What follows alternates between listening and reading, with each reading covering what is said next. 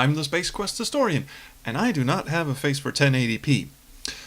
Welcome to the third ever YouTuber Roundtable. It's a little video series that I concocted with my YouTuber buddies. It apparently became such a source of hilarity that we even started our own Discord server to ostensibly brainstorm these. Not bainstorm, I don't know what that word means. Brainstorm. It happens up here and not down here. It just, sort of became a place for us to talk about adventure games and being a YouTuber. It's a very nice Discord server, and I'm mentioning this because if there are any YouTubers out there who would like to, shoot the shit with us, hit me up in the comments and we'll send you an invite link to this Discord server place. That is not what we're here to talk about today. Today, we are in fact going to do what we usually do in these videos, and that is to riff on a topic that we have decided together.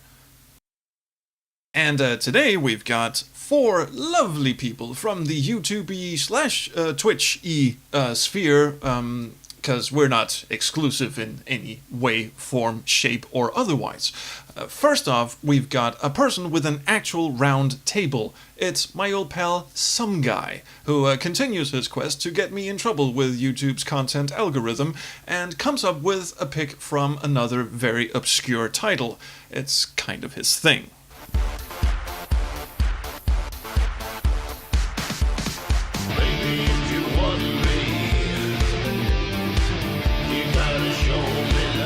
If you want me, oh, hi, yes, this is me, Some Guy.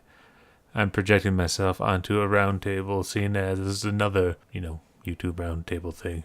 But nevertheless, I'm here to talk about a game that, I don't know, maybe a dozen or so people have heard of. Really, it's not my intention to pick out obscure adventure games, it just happens to be the ones I tend to play the most. Yeah, I'm that kind of pathetic. But hey, I'm a floating head, so that's kinda cool. So the game I'm going to talk about is called Heaven's Hope. It's a game that came out a couple years back, 2015-16. Frankly, I didn't bother to research this game before I made this video. But that's not to say that it doesn't have a bunch of really good lines. But first, a little bit of setup is necessary because, well, I want to talk about this game a little bit, and plus, well, who else really wants to talk about this game? But anywho, this game's about an angel that finds itself on Earth because of plot convenience. He lost his wings or something. So anywho, he has to find his way back up to heaven. But in order to do that, he first needs to blend in with the humans. So that means he needs to take some clothes from a scarecrow. Yeah, it makes perfect sense within context, and it certainly has that lovely adventure gamey logic. But hey, don't take my word for it. Just listen to this sentient scarecrow that's speaking to an angel in this game about trying to find your way back to heaven. And you just waltz up to me, don't even know my name, and ask me for my clothes? But you show me not an iota of respect. Don't even ask for my friendship. Well, Talorel. Yeah, that's the name of the angel, Talorel. Anywho, it's kind of fun to see an actual NPC get angry at a protagonist just asking for something for no real reason. But that's not the best line, although this whole scene's great just because I think it kind of deconstructs a lot of the adventure game tropes. Hey, random stranger, can I have this obscure thing that looks like you need it, but I need it to solve a puzzle, please? Oh, sure, yeah, just solve this quest for me. No, instead our dear scarecrow friend gets really pissed off because he's like, you mother, you do not take my coat without showing me some mother love and respect. And here comes the best line in the entire game. Had you come to me extending the hand of friendship, then this coat would have already been yours. Good delivery, works excellently within context, and I just like it because it's throwing shade at some adventure game bull. So back to you, our dear host. Bye-bye.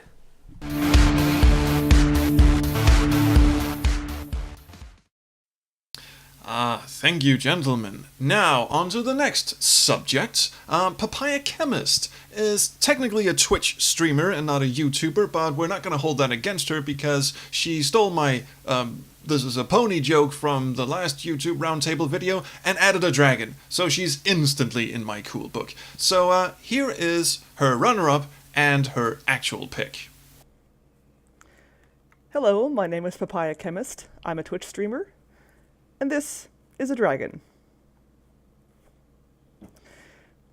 When asked about my favorite line in an adventure game, the first thing that came to mind was actually not from an adventure game. I'm going to show it to you anyway, because it makes me laugh every time. And it's from Lands of Lore, the Throne of Chaos. It occurs in Roland's Keep, right near the beginning of the game.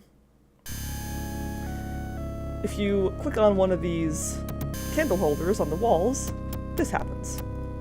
These scones are firmly attached. I think you mean sconces. See? Makes me laugh every time. I think I just love the mental image of a scone firmly attached to a wall.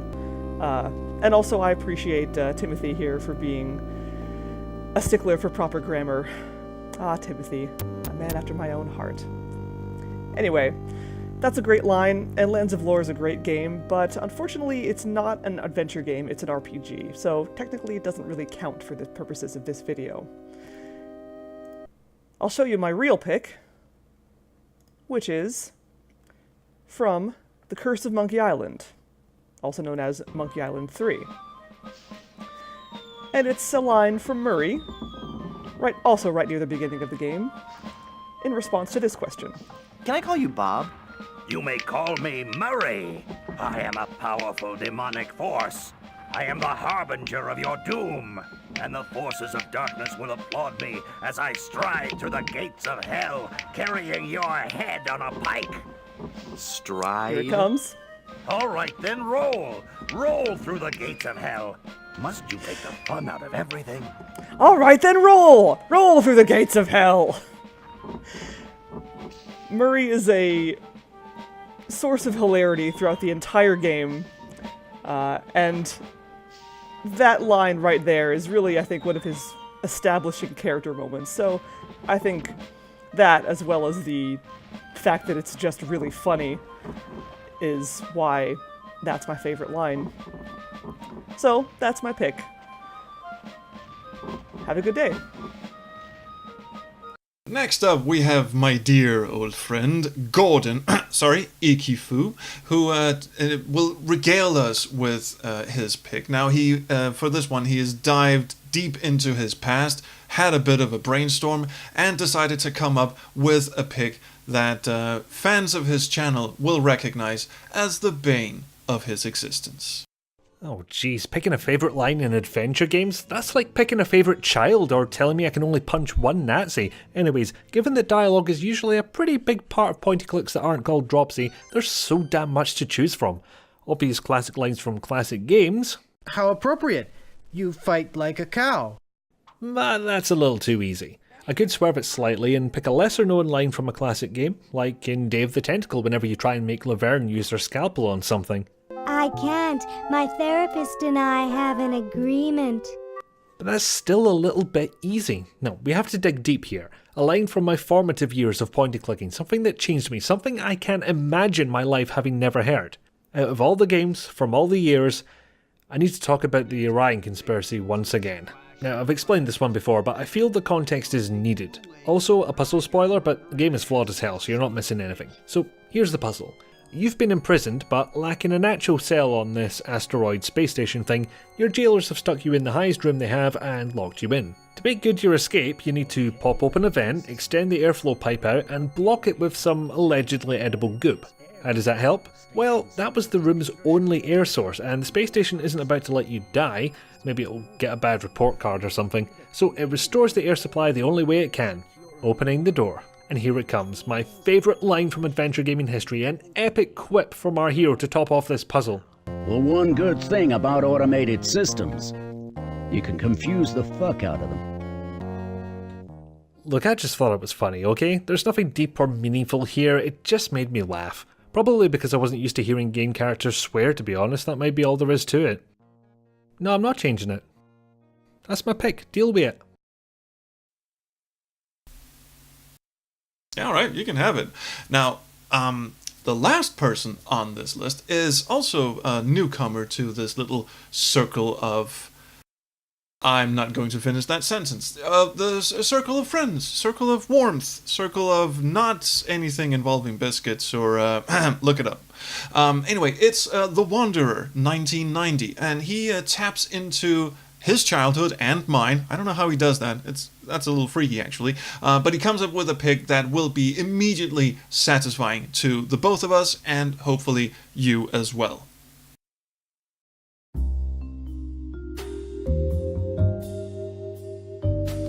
G'day travellers, and welcome to my little segment of this Roundtable video.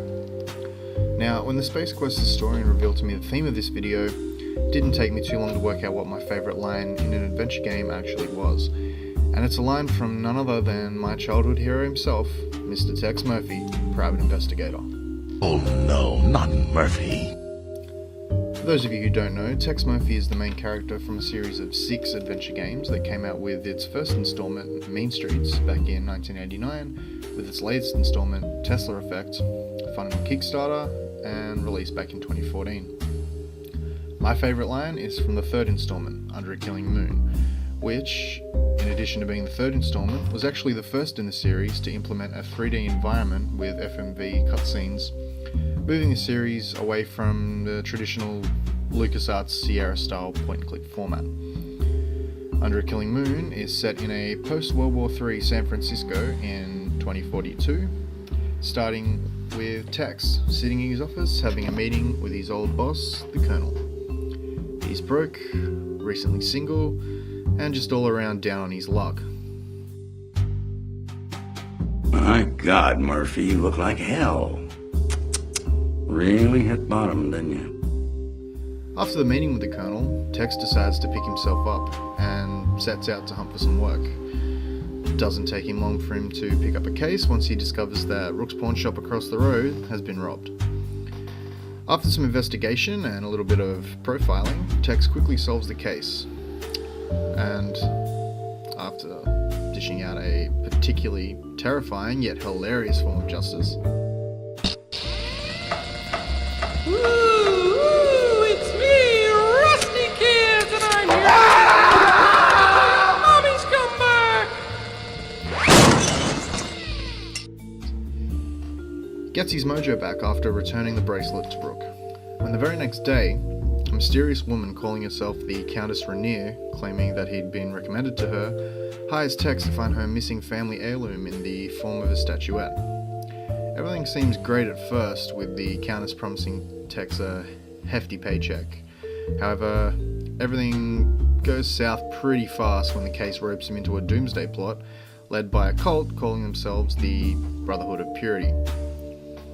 My favourite line comes from Tex himself after rescuing one of the characters by the name of Ava from a stasis chamber on the Moonchild, which is the cult's space station orbiting Earth.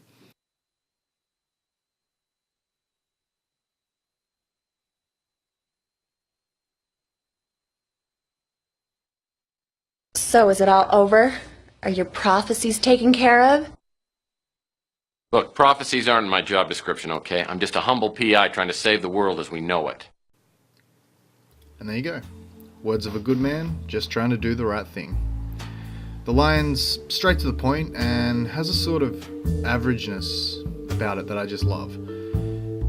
The line doesn't only resonate with me because I'm a PI in my professional life, but also because, well, aren't we all in our own way just humble PIs trying to save the world as we know it?